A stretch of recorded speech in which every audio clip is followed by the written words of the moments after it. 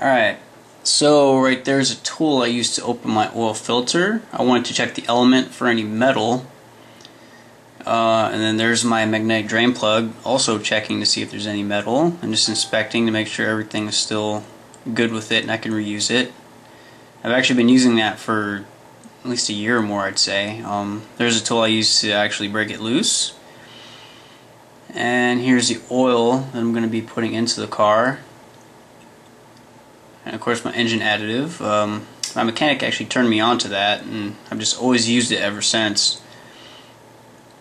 And I should be taking us under the car now. Lead the next thing. Yeah, and then there's what I'm using to lift the car up and keep it up.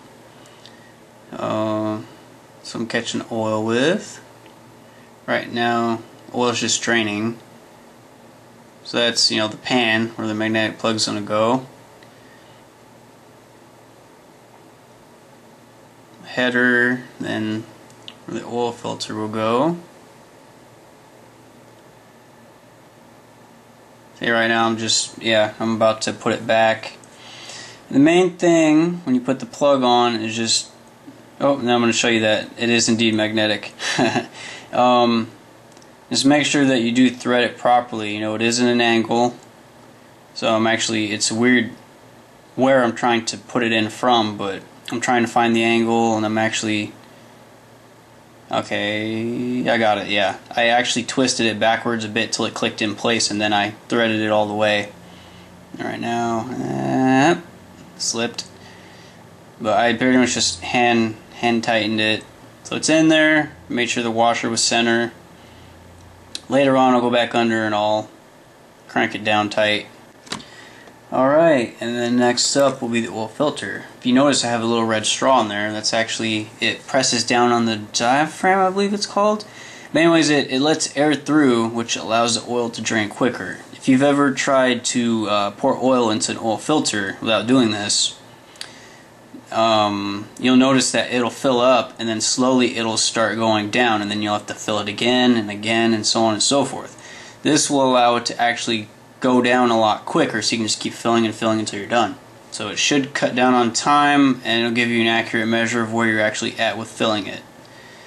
And here it's difficult with one hand, but basically I'm trying to get the excess oil there and I'm trying to lubricate that ring, the rubber ring. You want to do that. So you get to see me fiddle around, and at this point don't think I'm even looking at the camera, so the camera is like not getting the oil filter in the shot. I'm just fumbling around with it. Yep. There you go.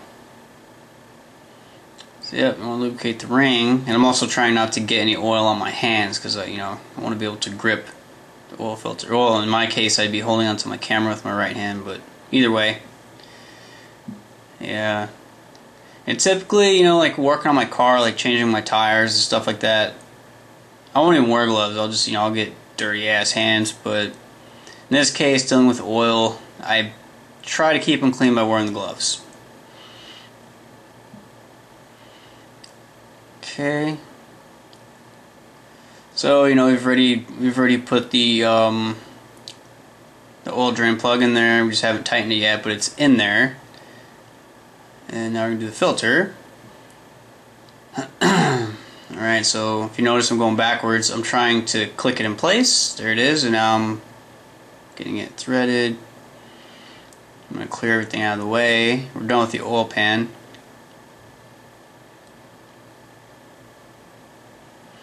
And if you notice, I help it spin. Alright, so I'm going back now. There you go. One more time just to show you. That's it. See, it snugs up on its own. Now, if you notice, there's an engine stamp. I'm using that as a guide, so north and south. So now we turn it east-west, and then one more quarter turn, so that it's north-south. Now the engine is facing the other way. And then I think I crank it down a tiny bit more. Yep. But you'll notice that it's firmly on there now. And that's really all you need. And I might even check it tomorrow after I drive, to work at home, and just make sure it hasn't loosened or anything. But I've never had it back out on me. Alright guys, well I'm actually nearing the end of my oil change. The car is actually complete. I just have to turn it on, let it run, and then I was going to take it around a block, and then when I get back I can actually check underneath to make sure everything's alright. But so far everything looks good. The dipstick, you know, it's all the way to full. It's a little over full actually.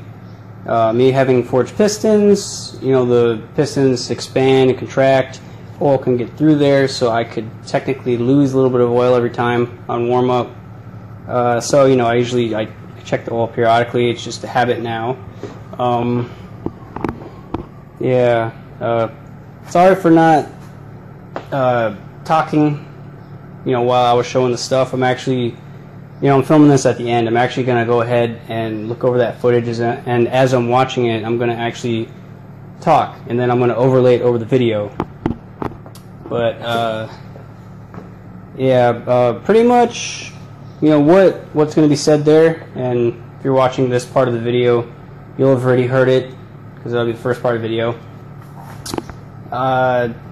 Yeah, you know, I wanted to do this over again, because the other one, I actually do things a little different than I did before, you know, than the video that I had put out, and I wanted to make sure that everything was current and correct, or at least, you know, the way I'm doing it, since this is supposed to be a video of how I changed my oil for this particular car, you know.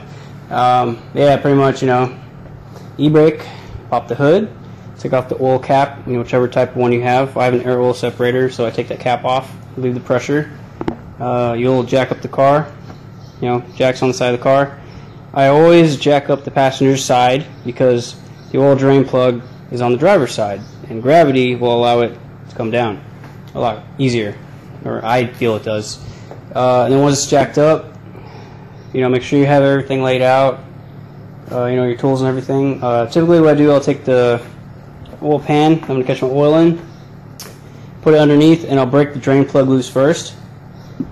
And that's the only tool that you should need, really, is just whatever you need to get the drain plug loose. And I think this is like a 25mm because I'm using that Mishimoto magnetic drain plug. So break it loose, take it off, let it pee into the pan, and once it starts dying down, typically what I'll do, I don't think I did it in this particular oil change, but what I typically do is I'll clean off the plug, inspect it, make sure everything's good.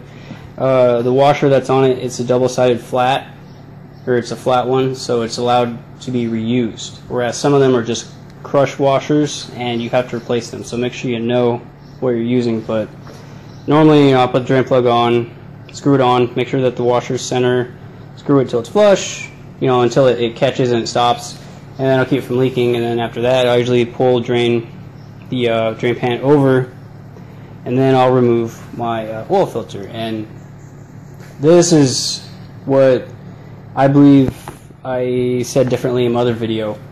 I do not. We have them sitting here. No. Yeah. So back in here you have oil filter wrenches. They're like adapters that you can put onto the oil filter. And I think this is another type also, maybe. But I don't actually use those. Pretty much, if you have to use a tool, then you're putting it on too tight.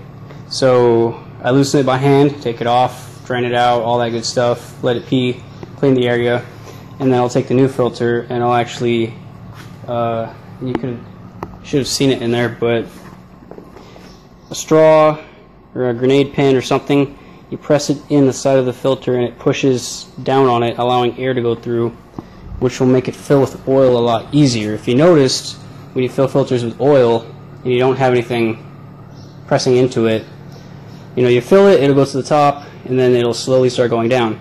So to try and make that quicker, I allow air to go through, so it fills a lot quicker.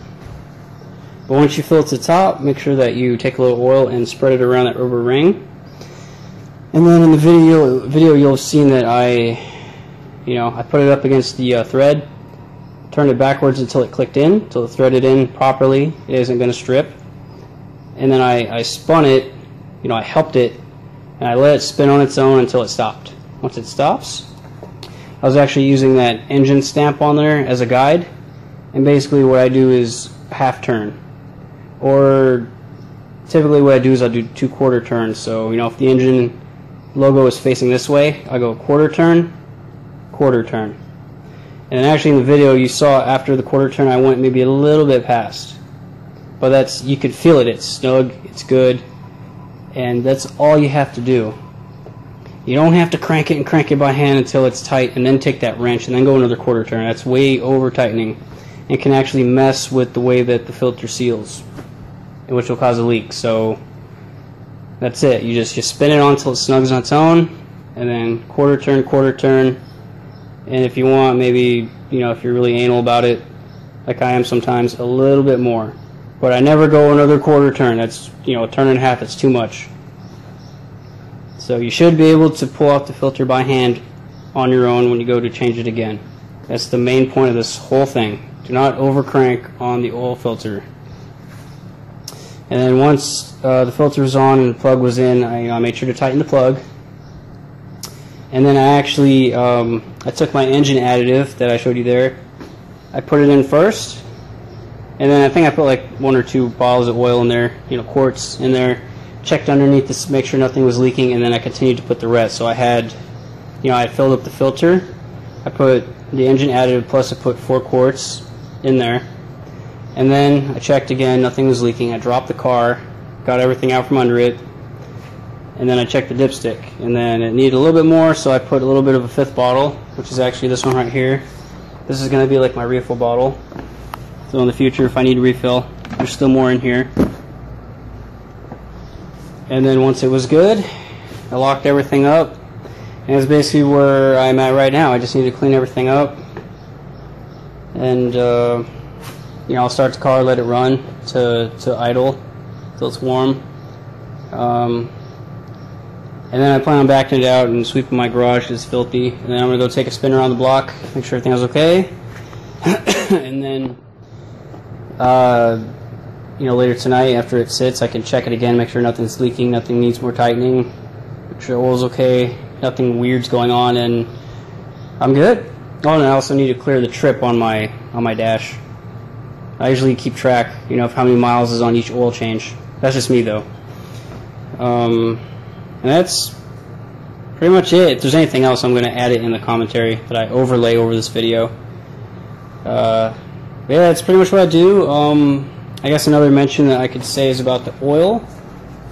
For a long time I would always use 5W30, but after speaking to my mechanic, pretty much what we do is when it's extremely hot, 10W30, you know, thicker oil, so it doesn't break down as easy. When it's not as hot, 5W30, thinner oil. And I mean, it has to be like extremely hot, like 90s all the time or something like that. And typically with me, I only do it when I'm racing. Right now, I mean, the way it's looking, I'm going to have taken this entire year off racing. I mean, I've only gone foot to floor in this car maybe once. It was actually last night.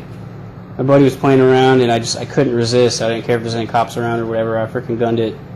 So I went through all of 3rd gear, full throttle. Which actually wasn't smart, but yeah. And typically, you know, I'll do either 5W30 or 10W30, and I'll usually always do full synthetic.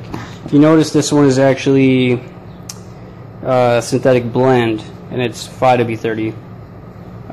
With this weather that we're having here, I mean, I could have technically done 10W30 and even fully synthetic.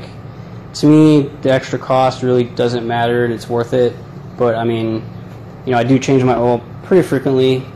I've got over 2,000 miles on this oil change, which is actually more than I typically do. Normally it's about 1,000, especially if it's race season and I'm racing. And sometimes I'll even go to the extreme of, regardless of where I am on my current oil, I'll change it right before a big event, so it'll be fresh. But you know, race car life, right? So if you want to get that into it, you can.